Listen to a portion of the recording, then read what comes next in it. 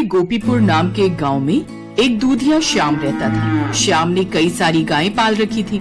श्याम और उसकी पत्नी अर्चना गायों की बड़ी सेवा करते थे और दोनों मिलकर गायों को अच्छे से चारा पानी देते थे और दूध निकालकर सुबह सुबह अपने ग्राहकों के घर दे आया करता था। श्याम बिल्कुल शुद्ध दूध बेचता था, इसलिए उसके ज्यादातर ग्राहक उससे ही दूध खरीदते थे।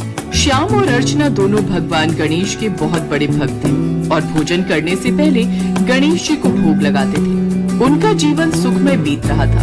वो दोनों ही बड़े दयालु थे। ऐसे ही समय बीता। एक रोज जब श्याम दूध देने जा रहा था तो केले के छिलके पर उसका पैर फिसल गया और वो धड़ाम से नीचे गिर गया। साथ ही उसका सारा दूध भी जमीन पर गिर गया। हाय रे, मर गया रे, मर गया। मेरी कमर, कोई बचाओ। हे गणपति जी, मेरी मदद करो। अरे श्याम भैया गिर गए, चलो चलो उनकी मदद करो। गांव के लोग उसकी मदद करते हैं और फिर हे गणपति बप्पा, अब मेरा दूध का काम कैसे चलेगा? कौन ग्राहकों को सुबह सुबह दूध देकर आएगा? मेरी तो कुछ समझ में नहीं आ रहा। आप चिंता क्यों करते हैं जी? आपकी वो बुआ का लड़का राजू है ना, उसे बुला लीजिए, कुछ दिन वो काम संभाल लेगा। तुम ठीक कहती हो, मैं आज ही उसे बुला लेता हूँ। उसी दिन श्याम राजू को बुला लेता है। राजू बहुत ही लालची और बेईमान था। श्याम उसे सब बताता है, जिस पर राजू कहता है, तुम बिल्कुल चिंता मत करो श्याम भैया, मैं तुम्हारी गाय का दूध निकालकर तुम्हारे सभी ग्राहकों को पहुंचा दिया करूंगा। लेकिन हाँ, इसके बदले में दिहाड़ी के 100 रुपए रोज के लूंगा। अगर मंजूर हो तो बोलो, नहीं तो मैं चला। हाँ, मुझे मंजूर है। अगले दिन से राजू सुबह उठकर सभी गायों से दूध निकालता और फिर सभी ग्राहकों को दे आता। लेकिन कुछ दिन बाद ही उसके मन में लालच आ जाता है। ये श्याम तो एक नंबर का मूर्ख है, मूर्ख, जो लोगों को इतना कोरा दूध बेचता है। अरे थोड़ा बहुत हेर फेर तो हर धंधे में चलता है। अब क्यों ना मैं दूध में पानी मिलाकर बेचूं, इससे मुझे काफी मुनाफा होगा। अब राजू ऐसे ही करने लगता है। वो दूध में पानी मिलाकर बेचने लगता है, लेकिन 3-4 दिन में ही ग्राहकों को पता लगने लग जाता है। एक रोज, क्यों रे राजू, जब तक श्याम भाई साहब दूध लाते थे दूध काफी गाढ़ा होता था, मलाई भी खूब जमती थी। लेकिन जब से तूने दूध देना शुरू किया है ना, दूध काफी पतला हो गया है। कहीं तू कोई घपला तो नहीं कर रहा है ना? दूध में पानी तो नहीं मिलाता ना? अरे नहीं नहीं, ऐसी कोई बात नहीं है। वो दरअसल आजकल गाय पानी ज्यादा पीती है ना, इसलिए शायद उसका दूध पतला हो गया है। नहीं तो मैं ऐसे काम बिल्कुल ना करूं। ऐसे ही समय बीतता जाता है। उसके द्वारा चढ़ाए गए दूध से ही खीर का प्रसाद बनता था और गणेश जी को भोग लगाने के बाद सभी श्रद्धालुओं में वो प्रसाद बांटा जाता था। इस बार भी श्याम का बड़ा मन था, इसलिए उसने अपनी पत्नी से कहा, अर्चना, मैं तो अभी चल फिर नहीं सकता, लेकिन मैं चाहता हूँ कि इस बार भी हम दूध गणेश जी के मंदिर पहुँचाएं। क्या इस बार तुम दूध मंदिर तक पहुँचा दोगी? अकेले तो मेरे लिए मुश्किल होगा जी, लेकिन मैं राजू भैया से कह देती हूँ, वो ये काम कर देंगे। अगले दिन अर्चना राजू से मंदिर में दूध पहुँचाने की बात कहती है।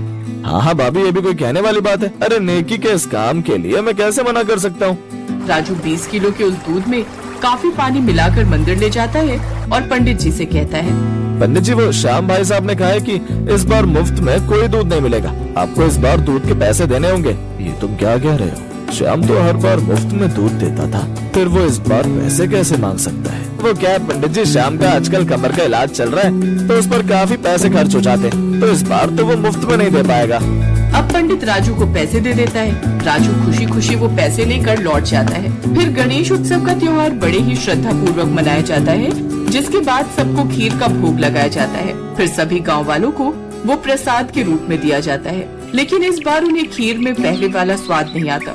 पंडित भी इस बात से नाराज होकर गांव वालों और मुखिया के साथ उनके घर जाते हैं। उधर राजू उससे पहले ही वहाँ से चला जाता है। इस बार तुमने मंदिर के साथ बिल्कुल भी अच्छा नहीं किया श्याम। पैसे देकर मंदिर को दूध दिया, ऊपर से वो भी पानी मिलाया होगा।